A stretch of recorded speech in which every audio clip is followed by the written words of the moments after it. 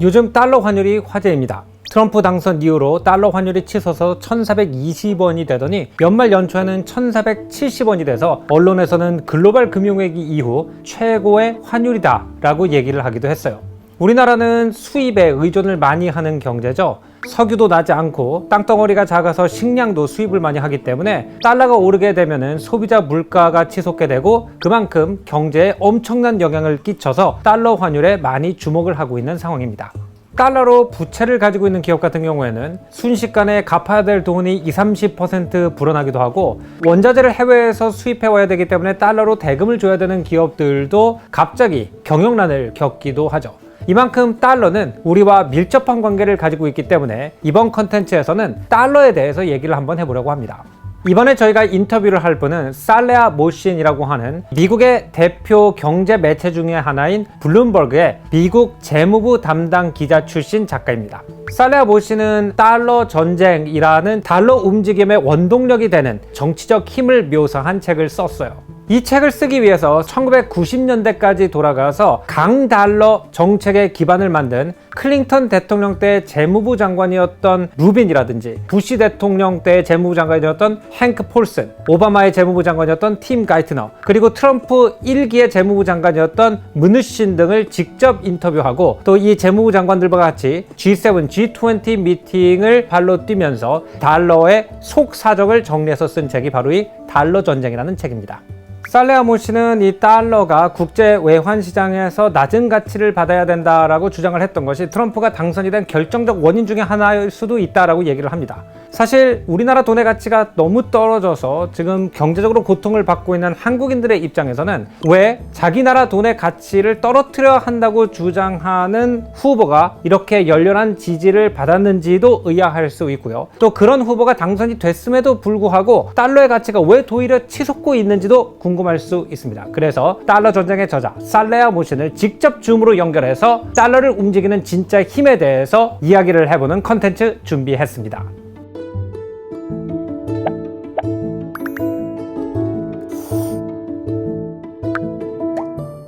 To Korean people, it looks like Americans having a great time with their strong dollars. In the last 5 years or so, Korean won has depreciated significantly against the dollars. Right after Donald Trump's re-election, the dollar shot up to 1,421 per dollar. That's almost like 30% increase.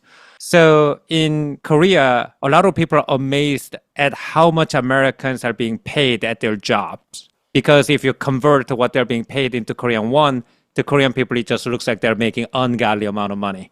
So one of the problems that we have here with this currency exchange rate is brain drain problem. So a lot of the most talented scientists and engineers, they prefer to go work in Silicon Valley rather than stay in Samsung or SK Hynix. Another problem that we have here is I was talking to a friend of mine who works in the tech sector and his company is trying to build an AI model. The problem is they can't get their hands on any NVIDIA chips because Americans, with their strong dollars, they come in and constantly outbid them for the microprocessors. And third is, of course, tourism. It's become very expensive for Korean people to travel to San Francisco or New York. And you hear about, Americans swarming luxury resorts of Amalfi or Saint-Tropez because it's become so much cheaper for them to travel to Europe or East Asia. When you put all that together, from this side of the Pacific, people are saying S&P 500 is at all-time high, dollar is at all-time high, Americans are richer than ever. And then we hear from people like you, American journalists, who say there's this candidate named Donald Trump, whose economic platform was based on his idea that dollar should go lower.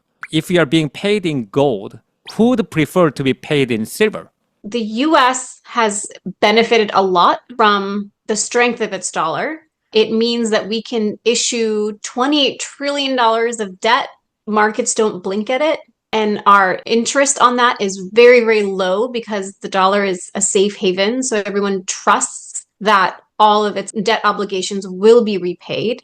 And so that means that inflation can be kept under control. That means that, the interest rate on our credit card statements, our home mortgages, our student and auto loans are lower than they could ever be if we didn't hold this very important asset as our own it, right? But what's happened is that once globalization really took root in the early 2000s, parts of America that were in the manufacturing economy started to suffer because a strong foreign exchange rate in the US underpinned globalization. It meant that the Korean currency, the Vietnamese currency, Mexico, China, all these countries, big exporters, could benefit by selling to the US because we have such a strong consumer base. So yes, you suffer because our dollar is so strong, so then it makes it hard for you to come travel to the US and cost of living can shift. But the benefit on the other side is that we will buy way more of your products, more than we'll buy our own. And what happened was that a generational economic scarring emerged where America used to have a belt of states where there were auto parts suppliers and car makers and glass making and all sorts of things that you really make with your hands, blue collar jobs that you don't need to go to college for. You can still make a very good living and it's a lifelong career. And with globalization, those jobs started to disappear. That's why it's called the Rust Belt, because these factories rusted, they closed. That swath of America and that generation of Americans felt like no one cared about them in America. Everyone says globalization is great, but no one wants to make our products, so I've lost my job. And that's why in the book, as you read it, I take readers to Moraine, Ohio, to explain, and Weirton, West Virginia, to really explain how those local economies suffered at a micro level from this macro shift toward globalization. Now, the problem is that policymakers in the US made a mistake. When the dollar policy was created, when globalization really started to take root and take off, and they said, at the time in the 90s and early 2000s, the plan was, yes, people will lose their jobs in parts of America, little tiny towns, but we will find ways to retrain them. So a 45-year-old woman who has spent 20 years working at a glass manufacturing company, that factory closes because now you can buy that product cheaper from Korea because of the exchange rate difference. She has lost her job. And so we will retrain her. But it turns out the reality is that when you're 45 and you have 2 kids and you've spent half your life in an industry, you can't just easily become a teacher or a police officer or a bus driver. First, you lose your job. You're in shock of it. You go into debt. And then that comes with all sorts of other problems for your family, right? And your town is suffering because these small towns were company towns. If there was a big factory in Weirton, West Virginia, that factory supplied the whole local economy because there's all these factory workers. They need to eat. They need to grocery shop. They need to buy clothes. So stores pop up. The factory shuts down, those people don't have money, so all those stores and things start shutting down, and all the restaurants aren't able to make ends meet. So then you can't just get a restaurant job. And so policymakers didn't connect the dots that you can't just expect someone to all of a sudden pick a different job. Okay, and those people who failed to make the transition because they were sort of left in the lurch, they hear this new sort of unorthodox candidate come on the scene and say, okay, we need lower dollars and boost export, and we need to bring the factory jobs back from Germany and China and Korea, and people rush out and vote for him. Is that kind of what happened? Yeah, that's the simplest way to put it. I mean, that is what happened because a lot happened in between too, right? Like if we say like in the 90s and early 2000s, policymakers missed this gap, a lot of things happened. We had 9/11, which changed how government functioned. It changed how the Treasury Department functioned. I have a chapter in the book where I explain how Treasury added a whole unit to its organization to track money flows of terrorists because we can find where the money comes from. We can stop the next attack from happening. So there's that giant interruption. Our homeland is under threat. Who has time to deal with the factory workers right now? And then the global financial crisis happened. That was a big one because what happened there was, you saw bankers, they were fine. It was an American-made crisis that went global. It was America's fault. Subprime mortgage collapse, all the regulations and everything that was behind it, and a homemade crisis. And I think it's interesting that even when there's an American-made crisis, people still pile into the US dollar, which I think is an interesting effect. But that happens. And so the whole country is in a great recession, jobs are bad, and then the recovery starts, right?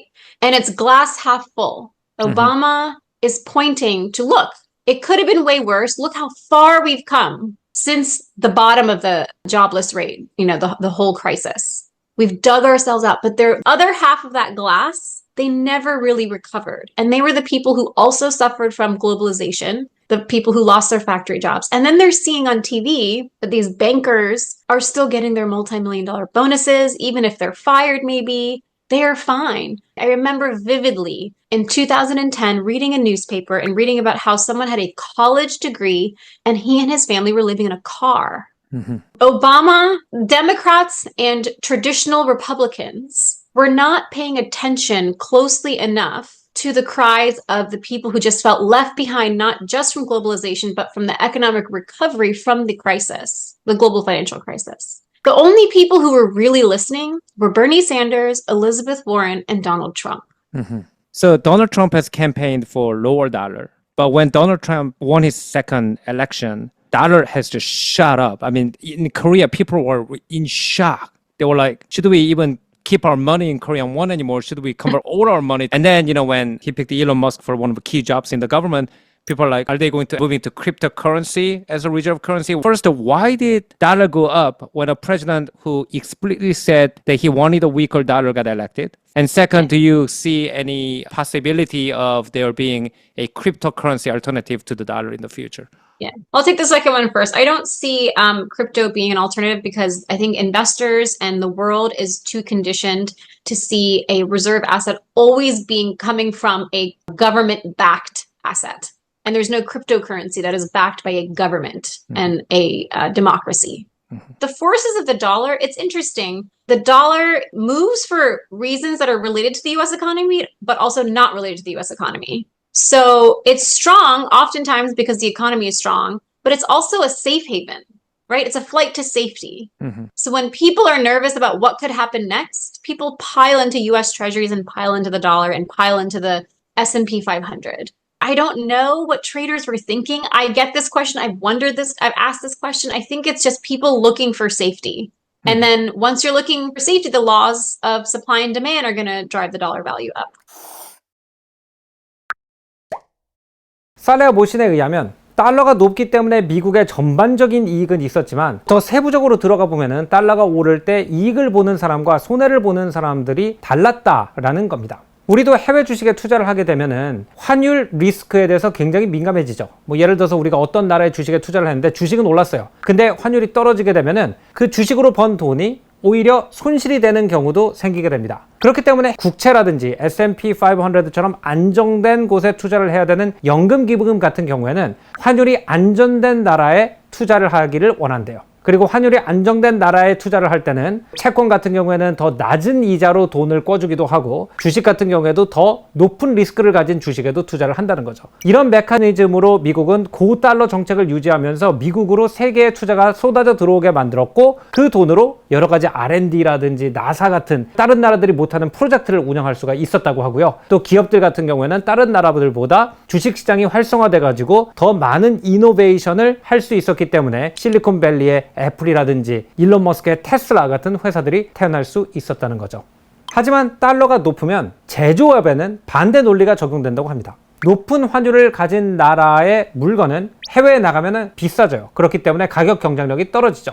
그래서 루빈 때부터 지금까지 미국이 한 20여 년 동안 고환율을 유지를 하면서 금융과 서비스 그리고 혁신 사업은 굉장한 이득을 받지만 거꾸로 외국에 물건을 수출하거나 미국인들한테 자동차라든지 유리 같은 걸 파는 제조업 기업 같은 경우에는 굉장히 어려워졌다고 합니다. 그리고 이때 실직자가 된 공장이 있는 제조업 기반 마을에 살던 사람들이 지금 저달러를 주장하는 트럼프 지지자가 됐다는 거죠.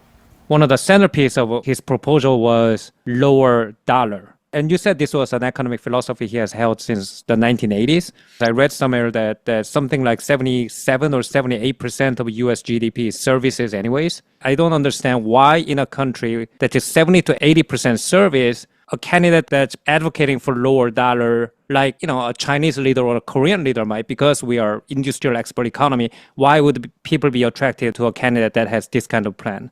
I haven't double checked the data, the number that you're throwing. I'm sure I trust your research, but I will say that that is today's figure. But 30 years ago, that number was way bigger.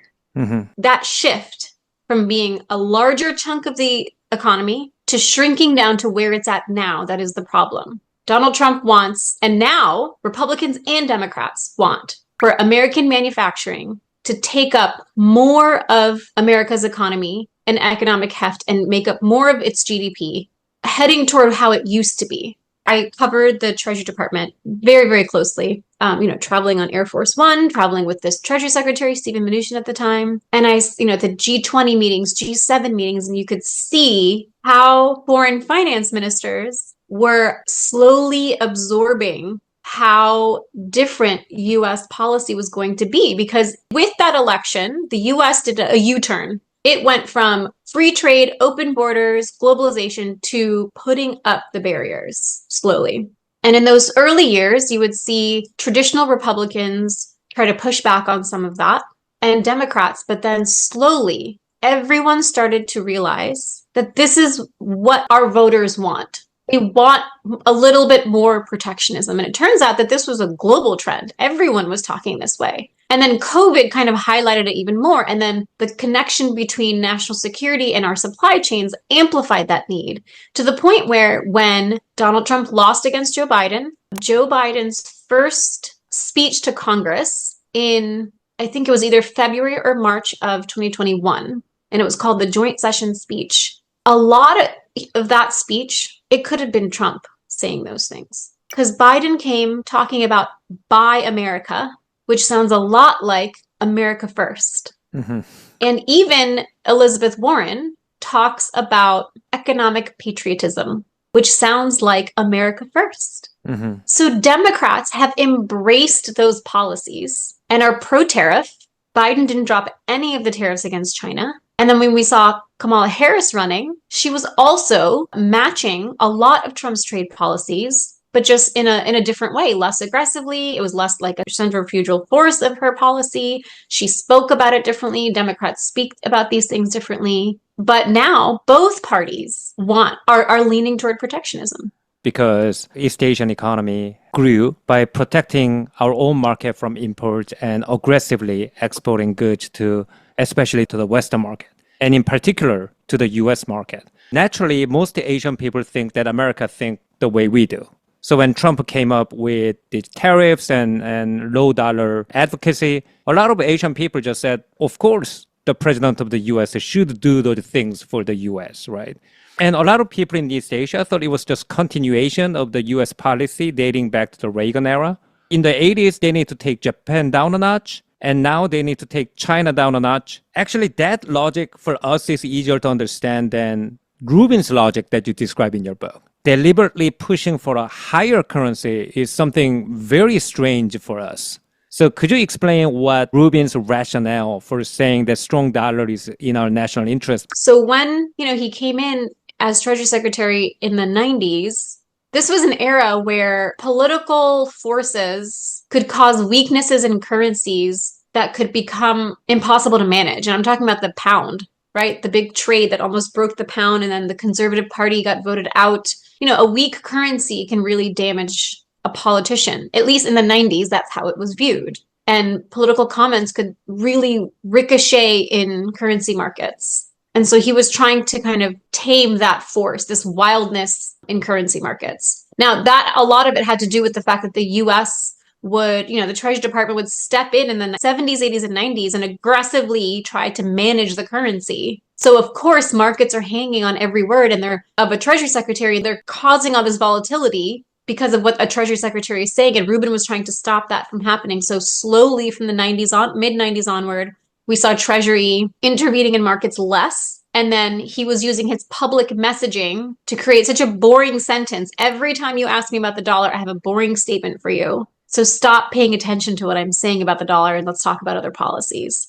This was actually one reason that I decided to write the book was that when I first started covering the Treasury Department in April 2016, everyone said, oh, the dollar policy is a thing. You need to know how to write about it, talk about it with Treasury officials, but they never want to talk about it. And I read, you can see here, I have all these Treasury books And I've got the autobiographies of Rubin and Paulson and presidents. And I would go through the economic sections of the presidential autobiographies or the Treasury secretaries, and they had very little on dollar policy. So I just started asking this thing that's so important that you don't want to talk about. Let's talk about it, right? So that's why I wrote a whole book on it. The way I understand it, and it's been explained to me, and that you can see how it's played out in the years since he established that, is that a strong currency for any country is actually a reflection of the strength of economic growth. So when the US has a good trajectory for growth, the dollar is going to be strong.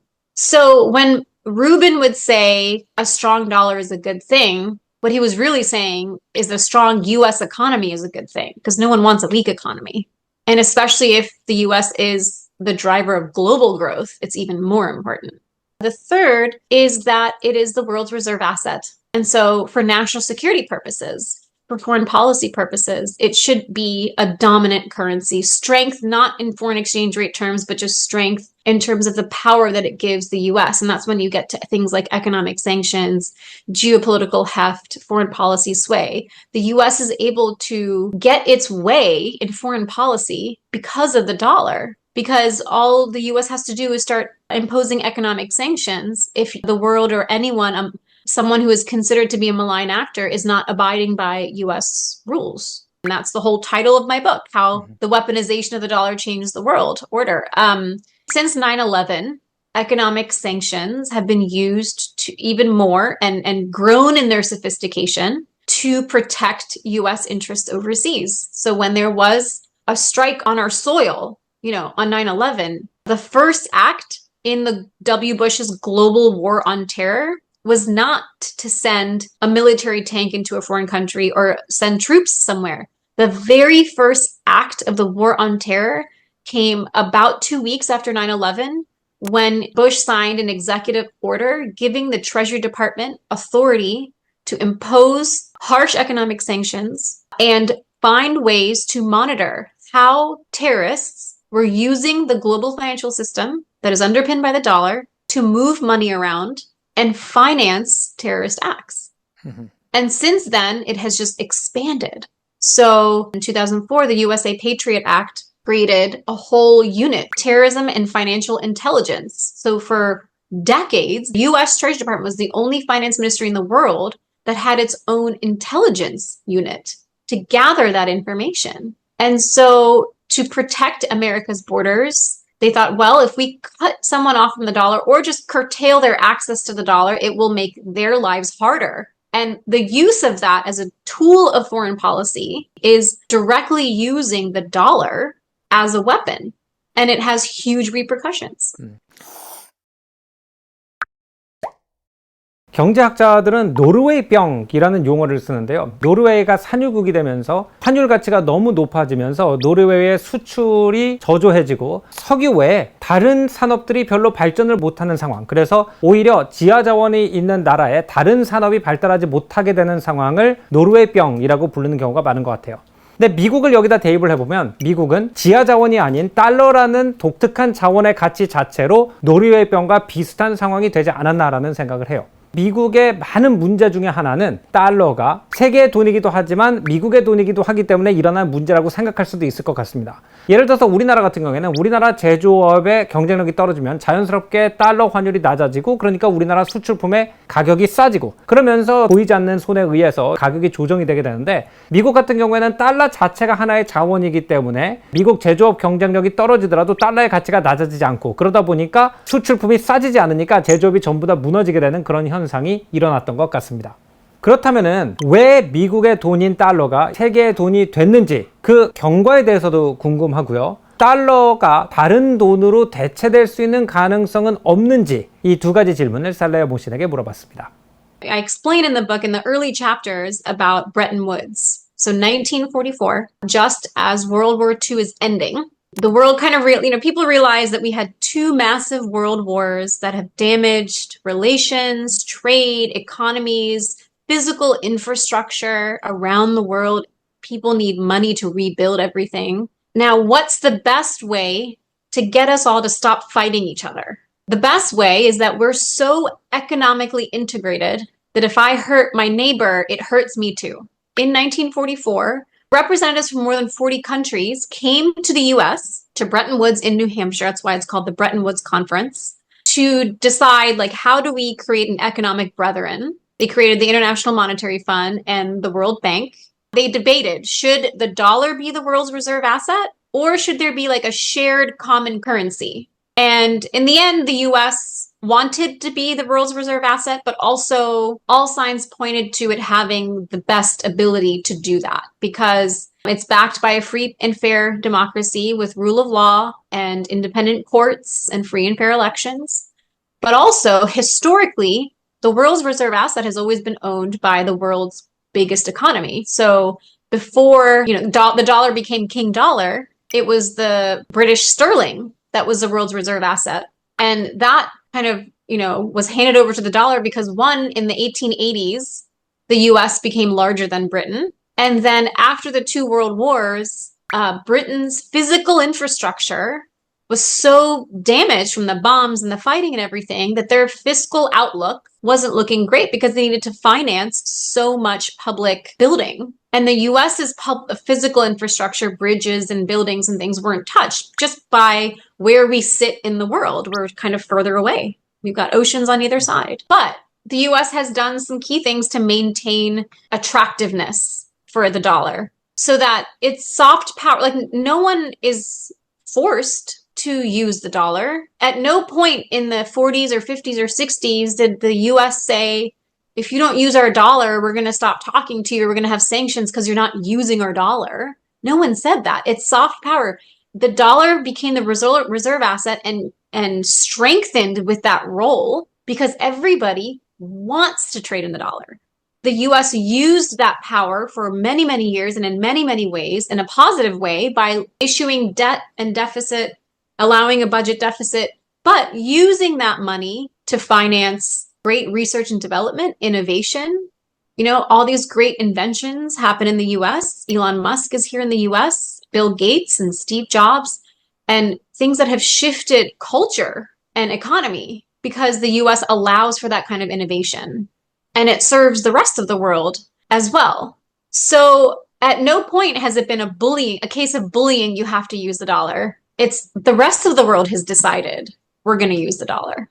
The Federal Reserve is a very transparent central bank. You can read their minutes, you can read their policy proposals. A few months after their FOMC meetings, they released their minutes, and a few years, by a 5-year lag, just to protect policymaking, the integrity of it, they release even more data. I think like full transcripts or something like that. And you can also request through the Freedom of Information Act a lot of information. The US central bank has been set up to be so independent and understand that it fought for that independence many times and it will probably continue to do so. I've learned that other central banks around the world are not so independent, right? You can look at Turkey, for example. They really do heed what the politician in charge wants for central bank interest rates. That doesn't happen in the US yet. You seem to think that for the long-term health of the US dollar, overusing US dollar as a political weapon is a bad idea. And using dollar exchange rate as a tool in trade war, you also believe is a bad idea. Am I reading it right? I mean, I don't actually take a very strong view on whether it's a good or bad idea. I just point to examples of how overusing any weapon to the point where it could be abused actually damages the weapon itself. So if I think about where we're at now, economic sanctions have been used to such an extent. Over the last several decades, there's been lots of talk of who could overthrow the dollar as the world's reserve asset. Could it be the Japanese yen? That was the big talk of the 90s. In the early 2000s, it was the euro.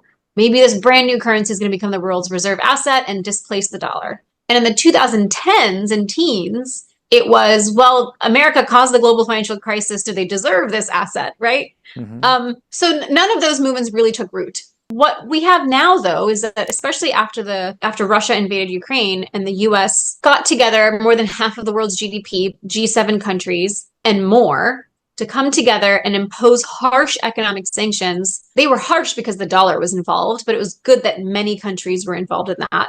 It kind of fragmented the world. And then you start to wonder, people now talk, the BRICS countries, a China-led coalition, talking about, well, let's find a way to trade outside of the US dollar. And the more that picks up, the less powerful US sanctions will be because people have other ways to get around the dollar. So it's okay if you sanction us.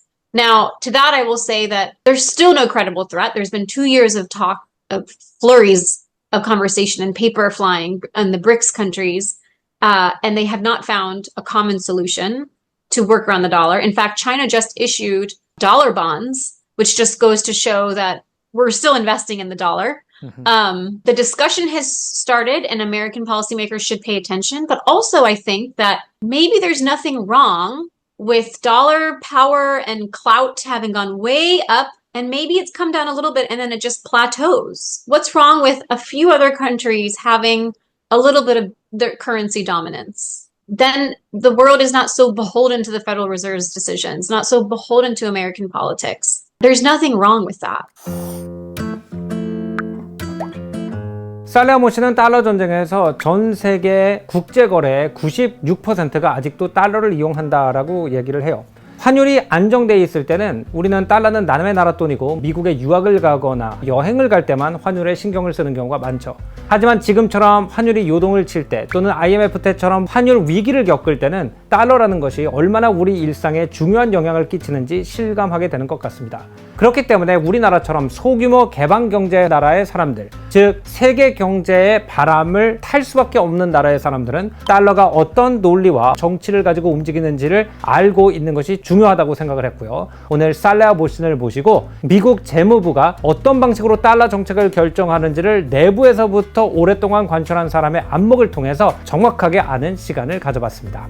살레아 모 씨와의 풀 인터뷰는 저희 멤버십 VIP 존에 업로드될 예정이고요. 또 살레아 모 씨의 책에 기반한 라이브가 1월 22일에 진행되니까 여기도 많은 관심 가져주시기 바랍니다.